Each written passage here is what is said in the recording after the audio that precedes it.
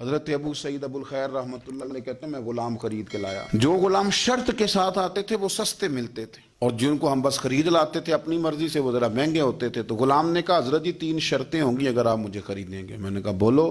کہنے لگا پہلی شرط یہ ہے کہ میں سارا وقت آپ کی بات مانوں گا، پر اذان ہوگی تو پھر میں کسی کی بھی نہیں سنوں گا، پھر میں جانوں میرا رب جانے.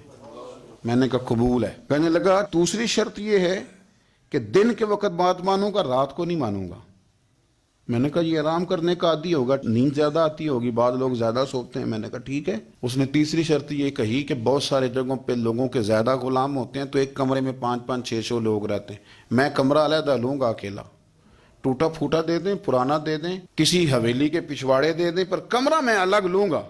کہتے میں نے کہا یار یہ بھی قبول ہے. میں اسے گھر لے آیا. میرے دل میں تھوڑا تھوڑا کھٹکا تھا کہ یہ کہتا ہے میں وقت پر نماز کے لیے جاؤں گا، کہیں کام چوری نہ کرے، لیکن فرماتے ہیں یہ تو کام دوسروں سے زیادہ کرتا تھا اور توجہ سے کرتا تھا اور ذوق سے کرتا تھا. 2 دنوں کا کام 1 دن میں کر جاتا. فرماتے ہیں ایک رات کسی مجبوری کے لیے مجھے کوئی پیغام آ گیا، کہیں جانا تھا. میں اور میری اہلیہ اٹھے، حویلی کے پیچھے ایک پرانے کمرے میں وہ رہتا تھا.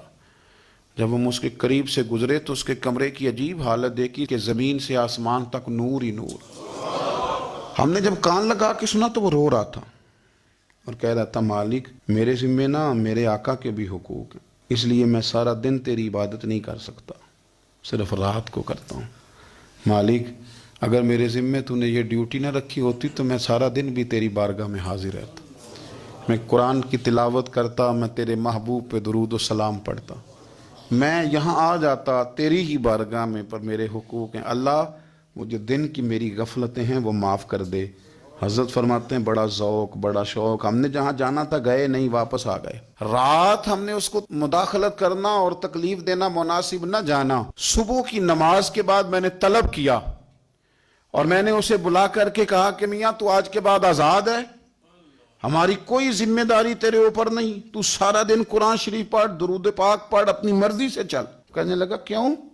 جلال میں غصے میں بات کرنے لگا. کیا مطلب ہے آپ کا؟ میں محنت کروں گا، کام کروں گا، یہ آپ کیا کہہ رہے ہیں؟ تو فرماتے ہیں میں نے اسے کہا کہ رات نا ہم نے تیرا منظر دیکھ لیا، تیری دعائیں تیری التجائیں، رب کے ساتھ تیرے رشتہ ہم مطلع ہو گئے. کہتے ہیں ہم نے یہ کہا تو اس نے آسمان کی طرف دیکھا، پھر نظر جھکائی، کہنے لگا مالک تو نے تو راز ہی کھول دیا. یہاں لوگوں کی جعلی کرامت مشہور ہوتا ہے تو وہ کمائی نہیں کرنی شروع کر دیتے، تویز دھاگے کی دکان نہیں چل جاتی. اللہ تو نے راز ہی کھول دیا، میں تو سراپا مخزن راز تھا، میں رہا تھا مدت و راز میں، یہ تو تیرا شوق کے دید کشاں کشاں مجھے کھینچ لایا مجاز میں. تو نے یہ کیا عجب کیا، مجھ کو بھی فاش کر دیا، میں ہی تو ایک راز تھا سینہ کائنات میں، مالک میرا بھی راز کھول دیا. اور پھر کہنے لگا اللہ یوں نہ کر، تیرے میرے پردے ہیں، ان پردوں کو نہ کھول. یہ لفظ کہے زمین پہ لیٹا، کلمہ پڑا، روح ہی پرواز کر گئی.